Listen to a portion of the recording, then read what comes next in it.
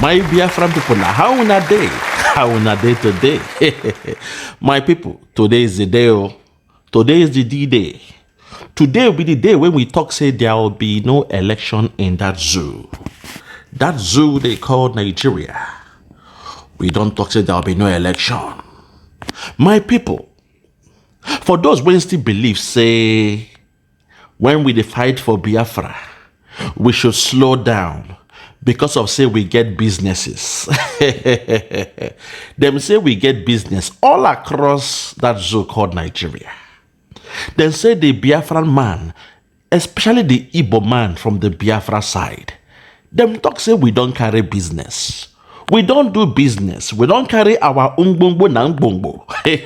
All our businesses to that zoo, through all the nooks and crannies of that zoo. Every state, every local government for that zoo. When you go there, you go see the Igbo man, they do business. Igbo man get shop on a mere business. On a leofia. My people, that one a big story, oh. I said na story. Because today, una go hear the response from our Prime Minister. The way him break him down. The way him caution all those people that won't believe in business. Those when talk say they want slow Biafra down because of say they are into buying and selling. Simon Ekpa, over to you. Explain to them. Let them know what is coming. Let them know say their selfish interest will not stop the coming of Biafra. My people, make una hear this one and I'll come back. Listen. If I'm too cool, please unmute yourself, please. My fellow Biafrans, I greet you all. I greet everybody on this space. And thank you so much for giving me this opportunity to also speak my mind. So I just want to say that everything going on, we all are fighting for the freedom of our people. That's one thing I'm happy about. But one thing I'm being concerned about on here, and especially what is happening in the southeast today, is because everything happening now, I think it's more or less of affecting we the Igbos than the other part of the Nigeria. Because coming to the east and everything, me myself, MLM business, have a business in the east. I'm also staying in the east. So I'm speaking from my own experience and people around me, because I've noticed that most people on here don't reside in Nigeria. So I'm thinking maybe there is a way we can push this struggle further. So maybe people like the presidentials will feel the heat of what is happening. So that's one thing I just want to ask about. And who tell you that the presidential are not feeling the heat today? Who tell you they are not feeling the heat? And let me tell you, it is because the way you have to deal with this particular present issue, you cannot run away from it. Nigeria was designed, structured in a way so that it will be very, very difficult for you to rise up against them. So first of all, they push you out of the government so that you can struggle by yourself, build road by yourself, build electricity for your community, good water, build water and open water for community, give them schools, even start giving scholarship to people in your community. And then why the government control billions? Why the government have the opportunity and the possibility to do those things you are doing with your own sweat? They structured Nigeria. The reason why they did it, because they know you can't stand slavery. They know you can never ever stand slavery. They know that if that is not done, you are going to rise up and liberate yourself from them. So they structured it in a way that you are going to go into business. So everything about you is business. You don't care about government. Now it has metamorphosed to this particular stage where you are now, telling me how you have business, how you own business. It is all about business.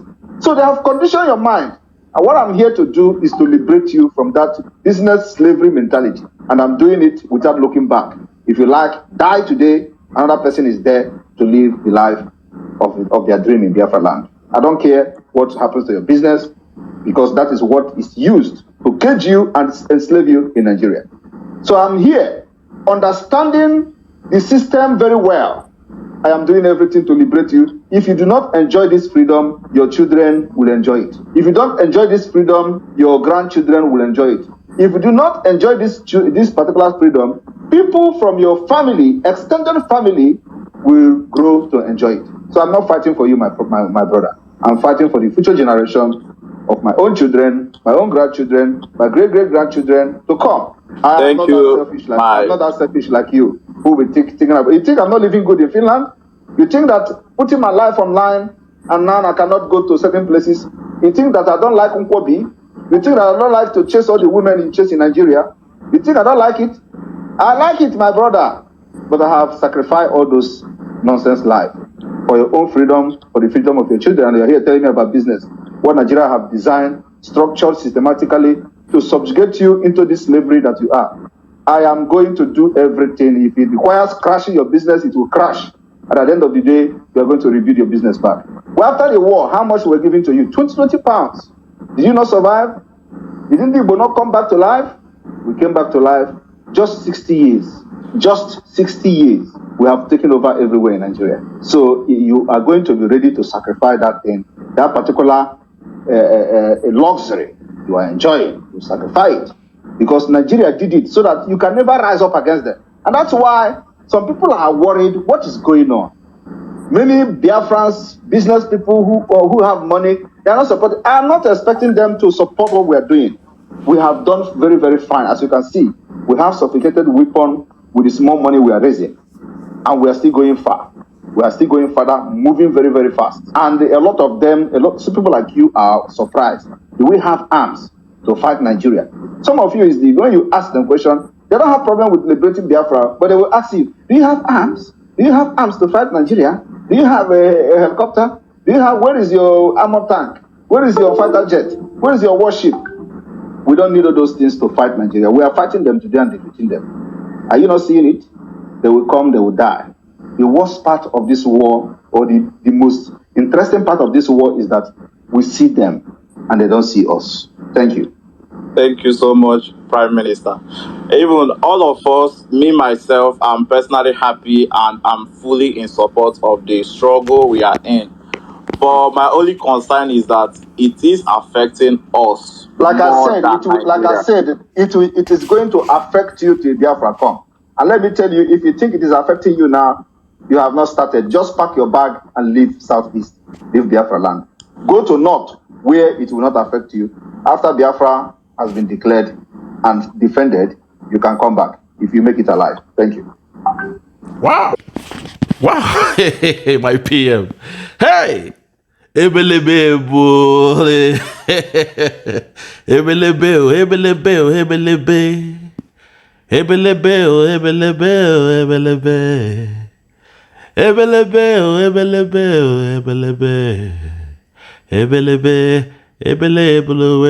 Hell, my brother, this is the way you talk, so my PM. I thank you for saying this. It was the gods of Biafra that put those words in your mouth, Simon. Because we are sick and tired of seeing our so-called businessmen, the men who should be funding this war, the men who should be using their resources to fund this liberation. In the case of our own situation, our so-called businessmen, our so-called billionaires, they are the ones telling us not to continue with this movement because they have one small shop in Abuja. They have a shop in Lagos. They have 2 branches in Kaduna.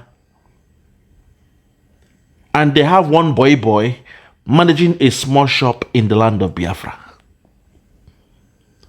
My people, this one shame me. Say our own people, the men that should understand that their money is needed, the businessmen in the terms of war. You look at it, anytime you have looked at, even the World War, it was influenced by businessmen. When the Jewish were able to get their freedom, it was influenced by the business Jewish men.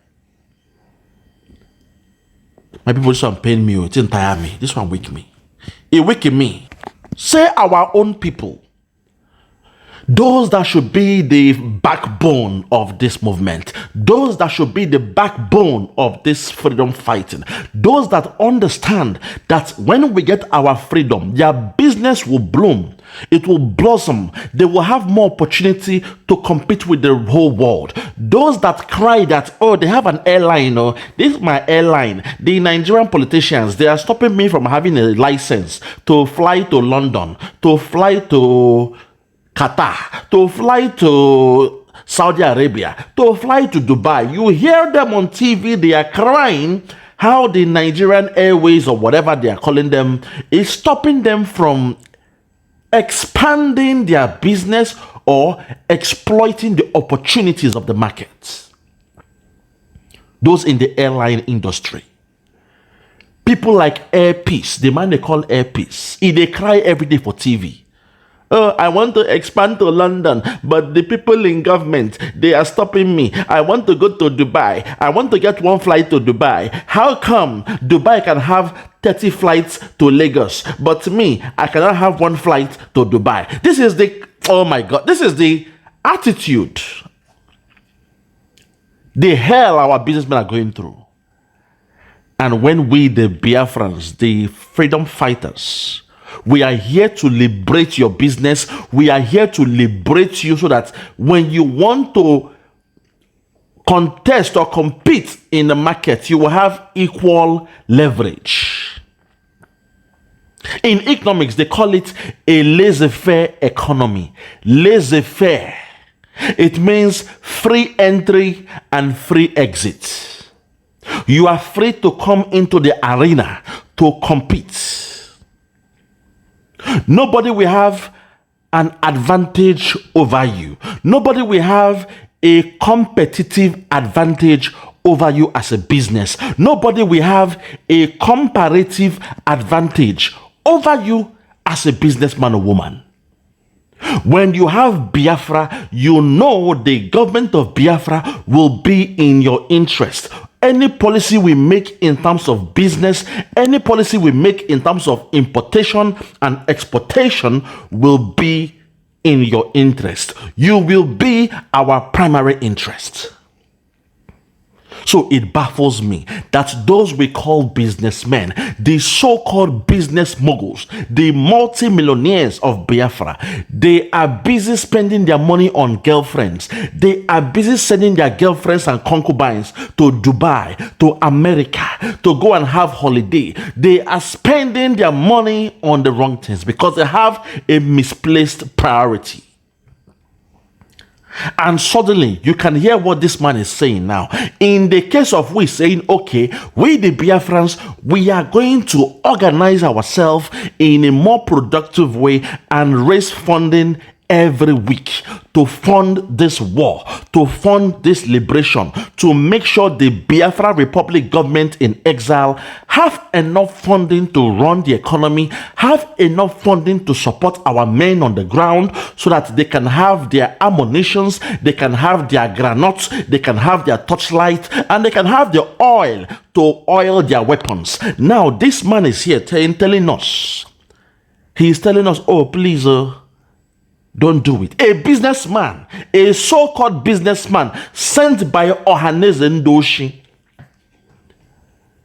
he had the audacity to call the live show yesterday of Ekpa. Tell him to please, is there a different way to do this thing? Because we, the businessman, I for myself, I have a business and I am losing. Is there a different way to do this thing? Which means don't fight for your freedom because I have a business. Hi! Etre butre. Unduchu. As our sister Ada Diolama would say. Unduchu. Hey! Nana, wow. Like where the so-called businessmen, those that should have the IQ, the understanding that the moment Biafra is liberated, your business is liberated. Because while you are doing your business in Lagos, you all want to go to Lagos and do your business. When you are doing your business in Lagos, you see what they do to you people in Lagos.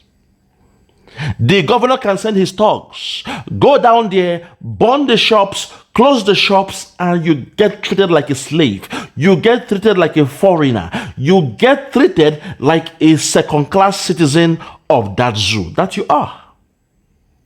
Because deep inside, they don't love you. Deep inside, they don't like you. Deep inside, they don't want to be with you. The only reason why they are with you in that zoo, the only reason why they say they believe in one Nigeria, the only reason why that fool called Gowon, that old idiot, that nicknamed himself Gowon, an acronym for Go On With One Nation. Gowon means go on with one nation. The only reason why they want to be with you, a Biafran, is because of the oil coming underneath your land. That is why they love you. That is why they claim you are one people, you are one Nigeria, you are one nation. But deep inside, we are the only ones who believed in one Nigeria. Just like in the story of Joseph and his brother, Esau. Esau was the first son.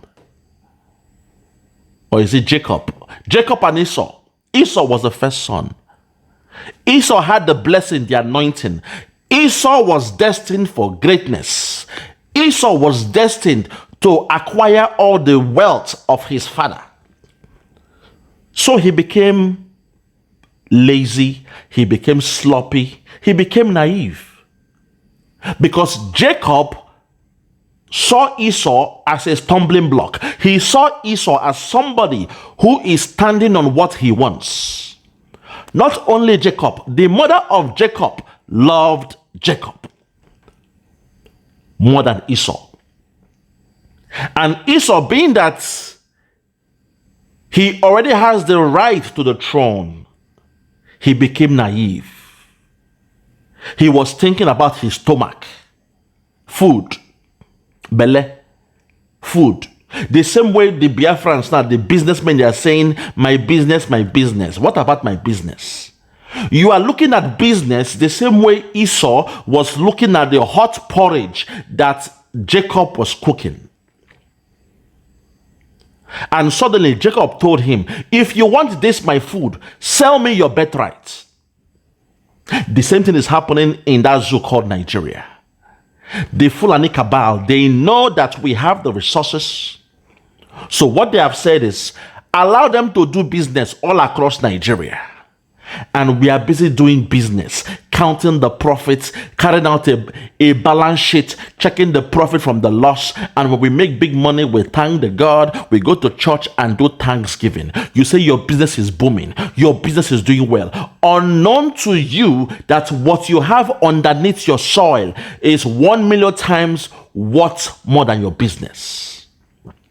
So when you are making peanuts every month, saying you are making profit, when you claim you are doing business and making peanuts, the Fulani cabal, the oligarchs, Britain, and those that Britain puts to control that zoo called Nigeria, they are busy siphoning your resources, your oil, your gold, your diamond, your coal, your uranium. They are busy siphoning it while you are busy chasing profit from peanuts. The story of Biafrans is like the story of Esau and Jacob. So for this businessman here to tell Simon Ekpa, please come with a different way of doing this liberation. I am begging you, come with is there no other way? Come with a different way. We don't want no fighting. We don't want no armed struggle. Just come and talk. Because I have a business in Lagos, in Onitsha, in Aba, in Kaduna, in Bauchi, in Yola, in Medugri, in Benue State, in Niger State. I have a business everywhere. So please, is there no other way? This is a businessman putting himself first before the people, putting himself first before the struggle, putting his Business first before the liberation of Biafra. Simon Ekpa, people like this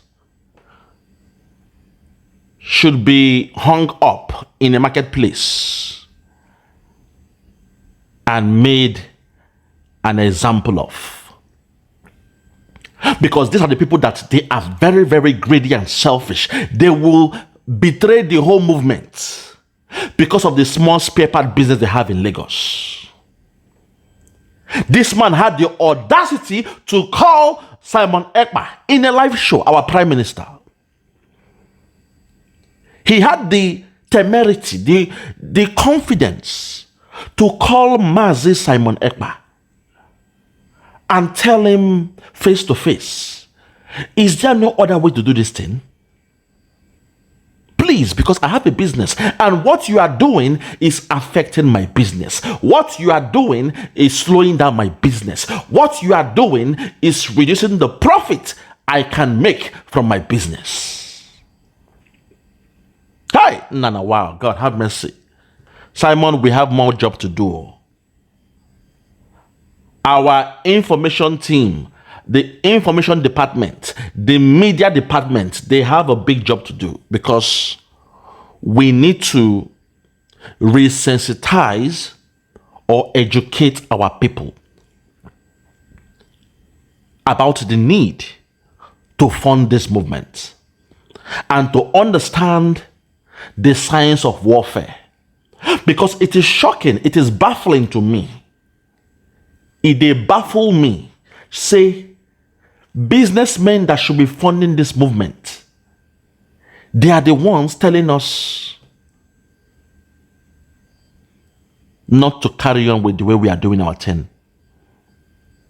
Businessmen that knows that if they have a seaport in Calabar, they have a seaport in Imo, they have a seaport in Port Harcourt that is functioning, more business will be happening. You can transact directly with China, you can transact directly with Singapore, you can transact directly with Belgium, with France, with Germany, with Australia. Anywhere you want to do business, if you have a seaport, you can transact directly.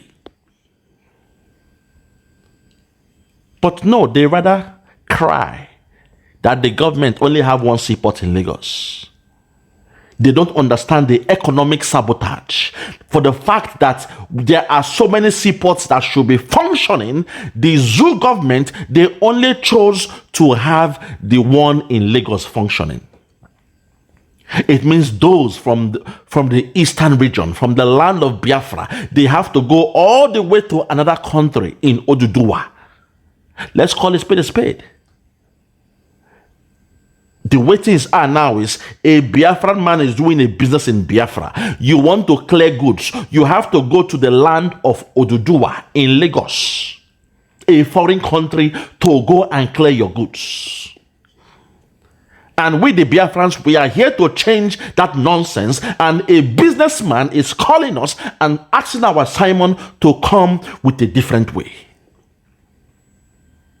He's telling him to actualize this Biafra in a different way. The only time that this thing has been functional, the only time that for now we are seeing results face to face, man to man, we are seeing how the zoo is shaking, how the economy of the zoo is going down, how the dollar is beating and bastardizing the naira, how $1 is equal to 1,200 naira and going up.